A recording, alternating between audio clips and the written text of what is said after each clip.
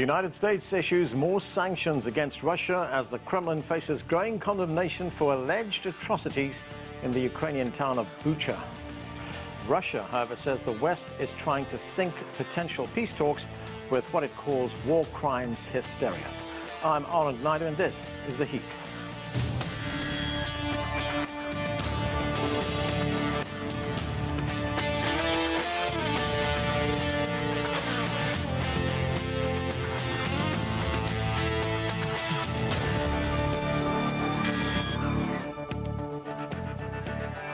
The United States, along with a group of 7 nations and European allies, announced new sanctions against Russia on Wednesday, targeting banks and the daughters of Russian President Vladimir Putin. The United States says the sanctions are in direct response for the alleged war crimes committed by Russian troops on civilians in Bucha, Ukraine. Russia has denied targeting civilians in Bucha or elsewhere. Ukrainian officials say Russian forces have left the capital Kyiv and are shifting their operations to eastern and southern Ukraine. The NATO Secretary-General Jens Stoltenberg says there's no sign this conflict will end anytime soon. We have seen no indication that President Putin has changed his ambition to control the whole of Ukraine. And also to rewrite the international order. So we need to be prepared for a long haul. We need to support Ukraine, sustain our sanctions, and strengthen our defenses and our deterrence. For more on the conflict, let's bring in our panel. Joining us from Moscow, Pavel Felgenhauer is a defense analyst and columnist for Novaya Gazeta. Here in Washington, D.C., Anton Fedyashin is a Russian analyst and professor of history at American University. Also in Washington, D.C., Eugene Chasovsky is a geopolitical analyst, and Alexei Rabchin serves as an advisor to the Deputy Prime Minister for European and Euro-Atlantic integration of Ukraine. He joins us from Kyiv. Thank you, everyone, for being with us. Alexei, let me start with you. I've been talking about these reports that we've been getting for the past week right now, that Russian forces have been withdrawing from the area around Kyiv. Those areas, in turn, have been secured by Ukrainian troops. What is the situation in the capital now? I would say people are returning to Kyiv, and you can see even some queues and traffic jam on the outskirts because there are a lot of checkpoints, so life is returning to Kyiv. But unfortunately, we see a lot of massacre in Bucha and the towns nearby. And surprisingly, I'm from Donetsk originally, and a lot of people who fled in 2014 from Donetsk and Lugansk from the war, from the beginning of this war, to Kyiv, and they settled in Bucha. Basically, it was filled up and started to develop. There were a lot of new buildings, especially for those who were willing to buy a flat for their new home. And basically, the war, again, find these people, and some of my friends have died here from Russian attacks. There, what they happen. So basically, it's a terrible situation in outskirts, and now we see more and more dead bodies from the destroyed building, and I do afraid we will see more and more after we will liberate the currently occupied territory by Russians. We will see more of this atrocity. And what is life like right now in Kyiv? What about things like food supplies, water supplies, electricity? The initial plan of Russia to encircle Kyiv and to do the 2 circles, one internal circle and one external circle to eliminate the supply, have failed, and it never been encircled. So in Kyiv, you would always find food supplies. But now we would see that the city become more alive. More cafes and restaurants have been opening, and people are returning, and life started to become, I wouldn't say as usual, but started to, this city started to breathe again. The mayor asked for people who are now fled Kyiv, to wait for a week yet to return to be more safe. But the situation is more or less secure, which I would not say in the eastern provinces in Ukraine. Pavel Felgenhauer, the United States and its partners have imposed more sanctions on Russia. These sanctions are also targeting family members of President Putin, as well as family members of the Foreign Minister, Sergei Lavrov. What kind of response has there been in Moscow to this? Well, there have been so many sanctions. There's going to be, of course, a response. That's what the officials say. The sanctions against the members of the families of Putin and Lavrov, that would be very annoying for the Kremlin. Putin very much dislikes when anyone gets anywhere close to his family. Even any kind of publications about the private life of his family and his daughters were kind of suppressed very vigorously in previous years. But of course, the main thing is not that. Right now, there's a possibility of an increasingly growing transport blockade between Russia and Europe. And that could have very serious consequences. European Union has imposed sanctions for forbidden Russian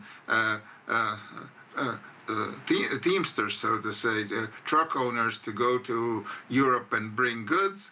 But of course, most of them were brought by Polish and Lithuanian and Latvian truckers, but Russia may respond by banning them. So and of course, there's Russian ships are not and operated by Russians will not be allowed to go to European ports. So there's a prospect of a kind of logistical problems that were already existing on top of sanctions. More or less transport blockade, and that could be really devastating. As you say, Russia has been facing sanctions for a long time. These are a number of sanctions, more than 6,000. But how is it affecting day-to-day life for ordinary Russians? Well, many people lost some jobs. Their jobs were lost. There have been shortages of different things, paper has more or less disappeared, I mean, for printers. There has been runs on banks and runs on to buy medicine because there could be shortages. Right now, it's more or less, it's not catastrophic at all.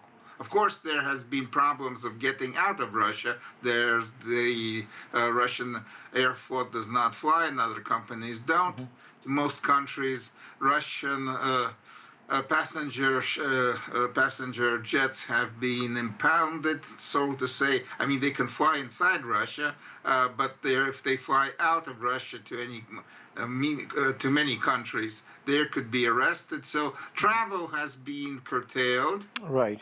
But the real big problems will come later because sanctions are a thing that begins to bite further on. In the coming months, there can be very serious consequences with the basic infrastructure of the country beginning to be affected, like mobile telephone communications, internet, transport, basic transport, industry, where there won't be components that it needs, which it was previously getting from the West. So there'll be consequences, and not maybe so much right now, but more to come for sure. Anton Fedyashin, despite these sanctions that we are seeing imposed on Russia, and of course the war that's taking place right now, President Putin is seeing record high approval ratings. What explains the fact that Russians are rallying behind the president? Well, part of it, Anand, is the way that this war is presented by the Russian media, by television, for one. Second of all, there's also an important component to this, which is, for the most part, ignored in the West, which is that the Russians see the current sharp military spiral as the culmination of something that's been going on since 2014. Since the war in Donbass, and they do not see what happened on the 24th of February as something that is qualitatively different, simply quantitatively different from what has been going on in the back then, the self-proclaimed republics of Donetsk and Luhansk. But then the third is the question of sanctions, which have been indiscriminate. They do not distinguish between Russians who do not support the war effort and Russians who do. And so there is currently a rally around the flag effect. And the latest poll from the Nevada Center has demonstrated that over the past month, Putin's approval rating has only increased. Now, Pavel mentioned something important a second ago, which is that sanctions will take a while to actually have the devastating effect that they seem to be intended to have. And that may change the Russian public's attitudes. But so far, it has done the exact opposite. So everyone's locked in a war of economic attrition. Tragically, of course, as tough as this will be for Russia, the real economic devastation is happening in Ukraine, which entered this conflict as the poorest country in Europe, and will need nothing short of a Marshall Plan to rebuild after it's over. Just one point, Anton, you were saying earlier on that, you know, part of the support that we're seeing for President Putin is due to the fact that they're getting information from Russian television. What information are they getting which leads to this support for the president? Listen, this war, which is called a military action in Russia, is presented as an attempt to end the conflict, the civil war in Donbass, which has been going on since 2014. And that's how the Russian media has presented it. Now, mind you, so many Russians are connected to the internet, and so many of them can get their news from abroad, that effect is really diluted, and really what Russians see on the television affects and forms the opinion of people who are over 60. Everyone who is younger and is well versed with the internet is getting their news from everywhere. So does this have an effect on Russian opinion? Yes, but it's the sanctions that I think are really driving this rally around the flag effect for now. Right, similar situation here in the United States, where the average age of viewers on most of the big cable networks is around 60. Yes. Eugene Sasovsky, the Ukrainian President Volodymyr Zelensky, he addressed the United Nations on Tuesday. Let's listen to part of what he had to say. Ladies and gentlemen, are you ready to shut down the UN? Do you believe that the times of international law have passed away? If your answer is no, then actions are needed now. Immediate actions are needed. The UN Charter must get its force back immediately. The UN system must be reformed immediately so that the right of veto will not become the right of death, so that there is a fair representation of all world regions in the Security Council. So, Eugene, does President Zelensky have a point there? I mean, what can the UN do right now?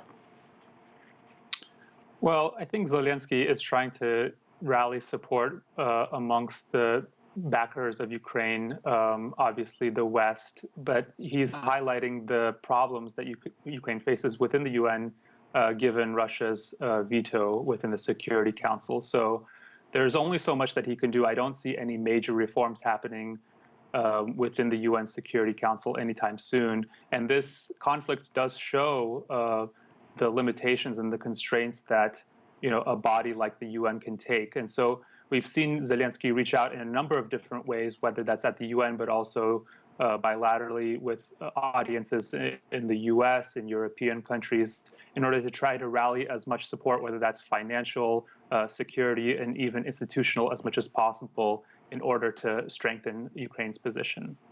Now, Eugene, the United Nations General Assembly has scheduled a vote for this coming Thursday, and that vote is on whether to suspend Russia from the UN Human Rights Council. Do you think that will pass? It's difficult for me to say whether it will pass or not, but what I can say is that, unfortunately, no matter what that vote does, I don't think it's going to influence Russian behavior within the battlefield. We've talked already about the significant level of sanctions that have been passed against Russia. And as the speakers have mentioned, that has had an effect and will likely have an even stronger effect down the line. But still, that hasn't served as a deterrent for Putin, who is putting essentially Russia's security interests first and foremost in his calculus, and is willing to endure sanctions or votes with the UN despite this criticism. Pavel Felgenhauer, Western countries are blaming Russia for the deaths of civilians in Bucha in Ukraine. Mass graves have also been found in this area. I should say that these Western countries that are making these accusations have provided absolutely no evidence to support the accusations. Here is the Russian Foreign Minister Sergei Lavrov.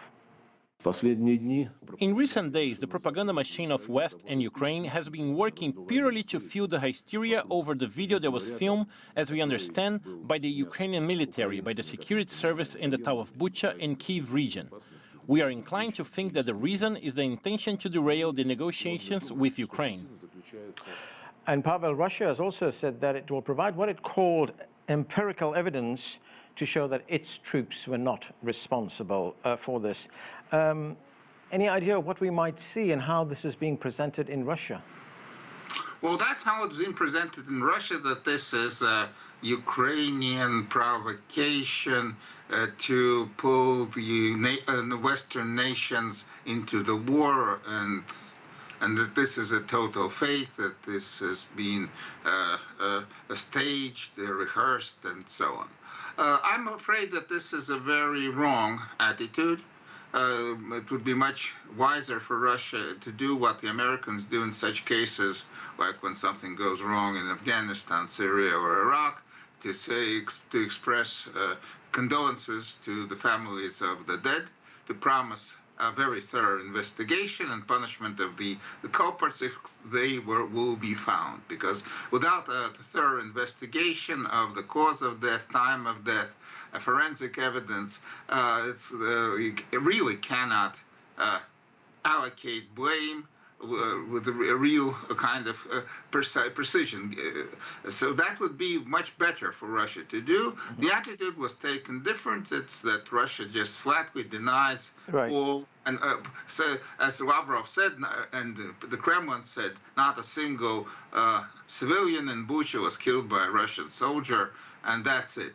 And such denials are too strong. They do not correspond with reality fully, because most likely there were people that suffered in the fighting. But that's what the Russian line is going to be, and I don't think it's going to change anytime soon. Alexei, what is your response to that, to the Russians saying that, blaming the Russians for these atrocities that took place in Bucha is just a way to undermine possible peace talks? This is I wouldn't do a swear words in the air, but like I saw it with my own eyes, the Ukrainians that were shot dead by Russians, and this is a typical Russian tactics. When the Boeing MH17 belongs to the Netherlands, like what has been hit by Russian Bucha, and this was like all evidences. They said like it wasn't me. When the Russian soldiers went and occupied and annexed Crimea, they told like it wasn't me, it was just a green man. Then they recognized it. So it will take time for Russia to recognize, and not only for Russia, but for Russian people, that Russian soldiers are doing this. Not Chechens, not like I know Buryat. Russians are doing this massacre, and these soldiers will return to Russia. Like I suppose not, but like if somebody will return to Russia, he will be excused by his government, and he will do the same in Russia. So they do the same in Russia. All right, Alexei, would Ukraine support an independent investigation into what happened here? Of course, and this is what our president told to everybody. We invite all the independent negotiators. If you do not trust foreign journalists, like all the independent negotiators should come. And for example, the Israelis, which firstly denied and said like, yeah, we need to have some proof. Their Minister of Foreign Affairs told today, yes, we believe we have the evidences. And this is what like I can say, like all the experts, including the Chinese, should come and see with their own eyes. Alexei, I have another question for you, and that is on possible negotiations to end this war. President Zelensky says Ukraine has no option but to enter into negotiations with Russia. And the Kremlin spokesman, Dmitry Peskov, he said that efforts now are underway for a new round of negotiations to end the war. And NATO has said that Ukraine is free to negotiate the kind of peace that it wants to negotiate. So where do you think the negotiating part of this is going right now? I would say, yeah, I know that our negotiators are negotiating. There are several groups that negotiate different positions. We could negotiate on something, but like I would say the most will be decided on the battlefield. with Ukrainian army needs to defend Russian army, and then it will be the different negotiation. Because what we could say that Russians are not, adequately responding to the situation on the battleground, and we see that we already kicked there from Kyiv, Chernihiv, and Sumy. They said it's it's a peaceful something. Putin decided to do some humanitarian and just withdraw the forces. It was negotiated. No, we just defeated them. So we do the same in Donbas, and this is when we will do the peaceful agreement. Anton Fedyashin, this conflict is now in its 6th week, the conflict that began on February 29th. There are many who will say that this conflict actually began 8 years ago. But a senior United States general told a hearing at the United States Congress that he believes that this war could last years. Do you believe that President Putin is in for the long haul? I mean, can the Russian economy support a lengthy war? If Putin is willing to transition the Russian economy to a war economy, and if the Russian people are willing to go ahead with this, then yes, it puts Putin into a very difficult position, because remember, his tacit agreement with the Russian people over the past 20 years has been that in exchange for political quiescence, he delivered stability, economic growth, the freedom to travel.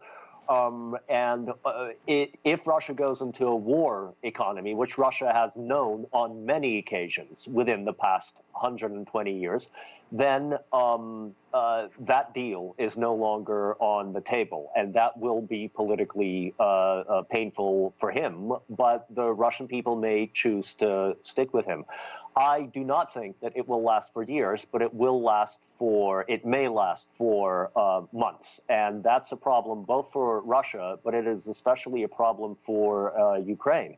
And I think that the assumption that the Ukrainians can have a victory on the ground is a dangerous illusion. It may be noble, but the idea that the Russians are going to fold up their tents and go home.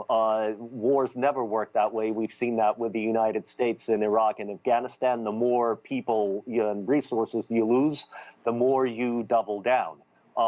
Russia may not be able to withstand very long, years-long conflict economically, but Ukraine even less so. So I think ultimately the solution is at the diplomatic table. Unfortunately, we haven't seen much progress, at least in the past 7 days in that front. Eugene, there's a lot of moving parts in this conflict, and we've just seen the latest move. One of Russia's strongest supporters in Europe, Viktor Orban, has just won a landslide victory, won re-election in Hungary as president. He has already said that Hungary will meet Russia's demands to be paid in rubles for gas shipments. Orban has also offered to mediate in peace talks between Russia and Ukraine. Does this change the balance of what's going on right now in any way?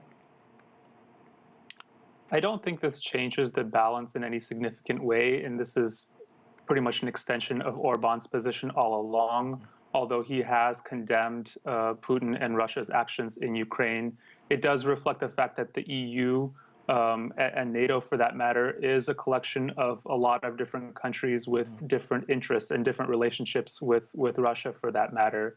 So Hungary has been one of the more Russian-friendly countries, or at least practical or pragmatic when it comes to Russia, compared to countries like Poland and the Baltic states.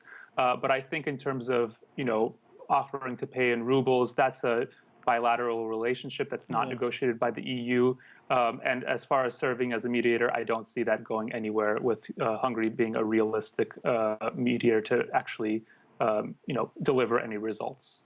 How significant is that? Is it that Hungary is a member of NATO?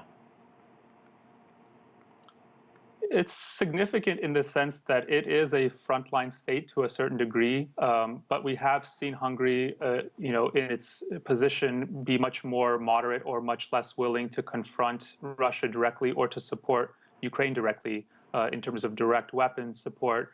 However, Hungary does have NATO troops positioned on its soil. It has overall supported the NATO and EU efforts to back Ukraine. And I think that's really what matters the most in terms of when it comes to really important decisions such as sanctions, or when it comes to troop deployments. Hungary does tend to vote in line with the EU and NATO and adopt that kind of broader solidarity. Pavel, Russian forces, as we've been reporting, have been withdrawing from the Kyiv area. They are now focusing on eastern and southern Ukraine. Kherson and Melitopol are occupied by Russian forces right now, and Mariupol could soon fall to Russian forces. What is the Russian strategy here? Well, initially the Russian military, the general staff tried to advance on all fronts, and they hoped to finish the operation swiftly by taking over Kyiv and toppling the government. It didn't happen. The Ukrainians maintained their chain of command. Their military staff structures are more or less intact. Even their civilian administration is working, and they are right now working on a mobilization. Actually, they're in the final stages of a full mobilization of their able-bodied men, which gives the Ukrainian military maybe twofold, soon maybe threefold advantage over the Russians in manpower, which is a very serious problem. So right now, Russia is going to be concentrating its troops on more limited field. Of course, Russia has the initiative still. It's not that Russia will be soon defeated, or that the Russian troops were kicked out from Kyiv. They were not. They withdrew. The Ukrainians followed them at some distance. Russia has firepower superiority, air superiority, has possibility to hit any targets inside Ukraine, in any part of Ukraine, with long-range, precision-guided weapons. Ukraine has no such capabilities, but has more men right now under arms. So both sides right now are preparing for a summer campaign. Right. The winter campaign is over, though there was some cold weather in Ukraine and Russia recently, but spring has come. Yeah. Rivers are overflowing. Right now there's going to be a pause. The real battles come in May, most likely, when the ground is going to be drier. Yeah. And then comes the summer campaign, which will be decisive for both sides, and both sides are gearing up for it. Okay. Alexei, I've only got about a minute left, unfortunately, but it seems here that Ukraine has to make a choice. Either it prolongs the war or it seeks negotiations to end the war very quickly. Is that a fair assessment, or can it do both?